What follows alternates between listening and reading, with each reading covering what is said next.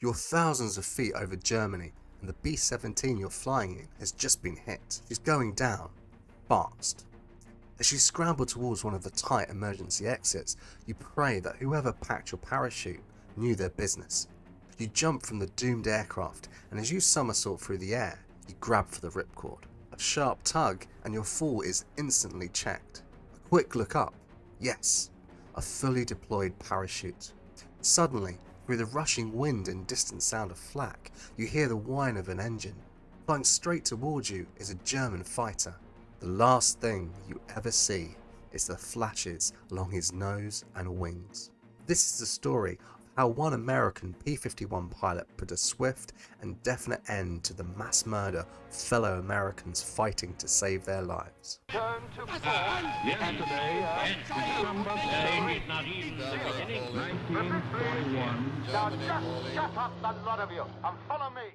Richard Peterson, also known as Pete, was born in Minnesota and joined the US Army Air Force in 1942. Once he had completed his training, he was shipped to Europe to fight against Hitler's war machine in the 357th Fighter Group. This would be one of the legendary American units of the war. It was home to some of the top American aces, including Chuck Yeager in his machine named Glamorous Glennis, and another bud, Clarence Anderson, flying the infamous Old Crow. Like other members of the unit, Peterson would adorn his own Mustang with a moniker that, he hoped, would bring him luck and success in the battles ahead. Painted across his engine cowling were 3 simple words: "Hurry home, honey." This message was inspired by his own wife, who would always sign off her heartfelt letters with this tearful request. Peterson would grant his wife's request, but not until the job was done. Hurry Home Honey would see a great amount of success during his time with the 357th. Peterson eventually became a triple ace by the time the war ended in 1945, with a total of 15.5 kills and another 3.5 aircraft destroyed on the ground. This put him firmly in the top 100 American aces of the war. His success was more than likely due to the impressive company he kept on the ground and in the air. Allied fighters, and in particular the long-range bomber escorts, helped push German forces back on all fronts. By 1944, Germany was almost on her knees and getting desperate. Like a caged animal, she was becoming increasingly dangerous and unpredictable, as Peterson would find out on one of the more memorable sorties he had. Flying on one of the many bomber escort missions assigned to the 357th, Peterson observed something that would make his blood boil, even at 30,000 feet over Germany. The Americans had increased their efforts to bomb targets all over Europe from 1943, but the attrition on bomber crews was horrendous. As technology and tactics improved, bombers were able to be escorted right to their targets and back by a system of fighter cover.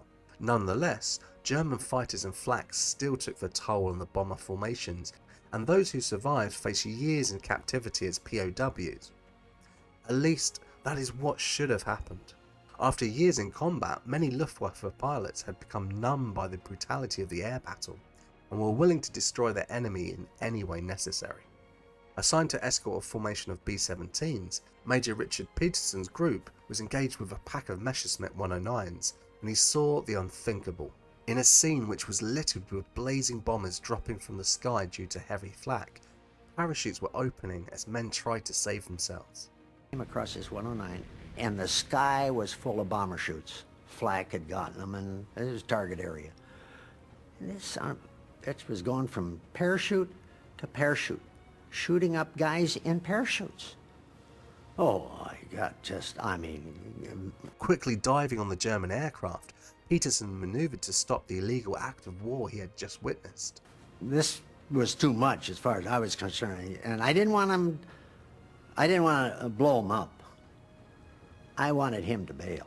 Peterson was taking great care not to kill this German pilot in his aircraft, and using all of his skills to cripple the aircraft instead.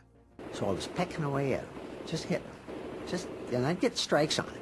And he knew I was there, and he knew I was getting strikes. He finally pulled the canopy. I said, "You've met your maker, Buster." As the pilot ripped back his canopy, he must have known what was coming, yet out of natural self-preservation, he pulled his parachute's ripcord.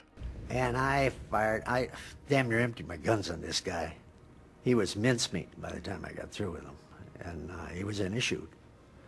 And of course, other guys who weren't there were nervous about me shooting a guy in a chute. They had to be there to know what I was seeing with this guy going, these guys are helpless of a bomber cruise going down. And I just tore him up. With 800 rounds a minute, you can do a lot of damage with 50 caliber shells from 6 guns. So that was the end of that. In a time where death was commonplace and each man had to decide for himself what action he took, Peterson had decided to deal out immediate and decisive judgment on this particular German pilot.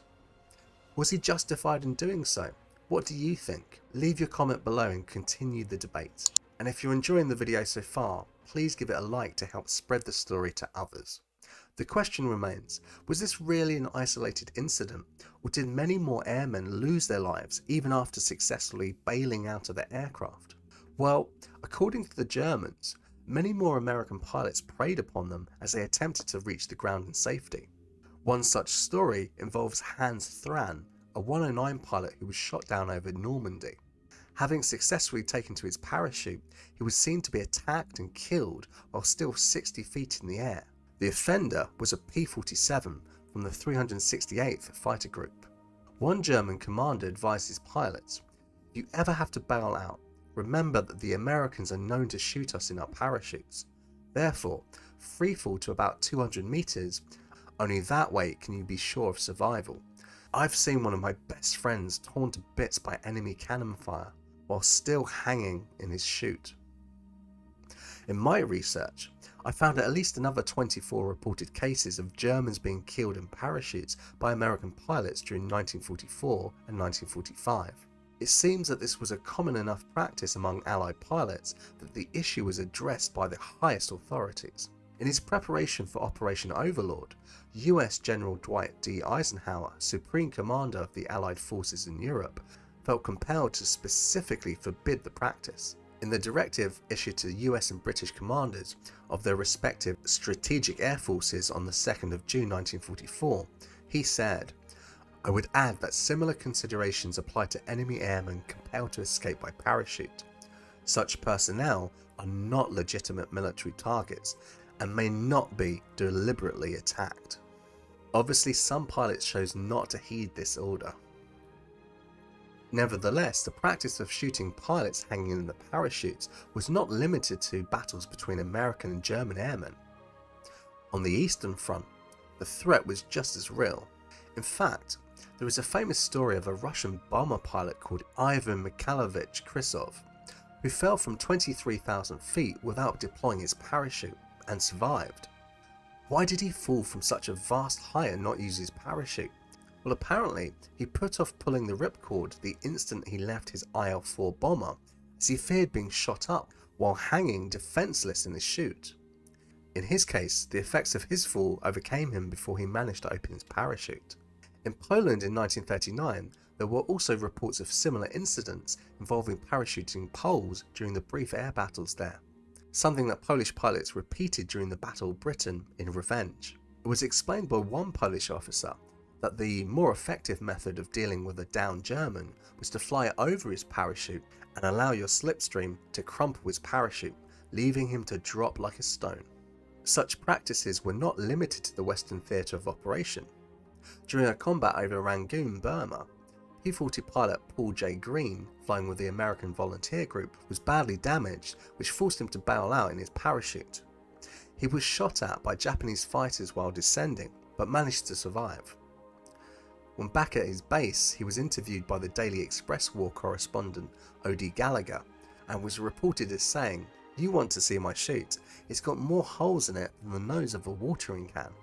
So, as a pilot of any nation during the Second World War, how did you choose whether or not to target an enemy hanging in his parachute? The issue wasn't only hotly debated in the mess by eager young fighter pilots. On the 31st of August 1940, Air Chief Marshal Hugh Dowding, the head of fighter command at the time, was dining with Winston Churchill. The morality of shooting parachuting Luftwaffe pilots came up in conversation.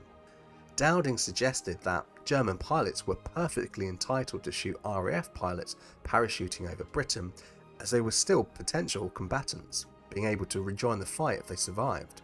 On the other hand, he suggested that RAF pilots should refrain from firing at German pilots as they were out of the combat and would eventually become prisoners of war once they landed on British soil.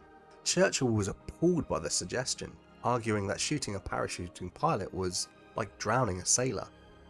In a similar conversation, Hermann Göring pressed Luftwaffe fighter ace Adolf Galland on his opinion for targeting enemy pilots while in their parachutes, even over German territory. Galland replied that, "I should regard it as murder, Herr Reichsmarschall. I should do everything in my power to disobey such an order." Göring, a former fighter ace during World War I, said, "This is just the reply I had expected from you, Galland." So what do you think? Is there any legitimate reason to shoot a downed enemy in his parachute? Leave your comments below and feel free to like the video to help spread it to others. Also, if you want to learn more about parachutes in aviation, check out this video I made about their lack of use by the RAFC in World War I.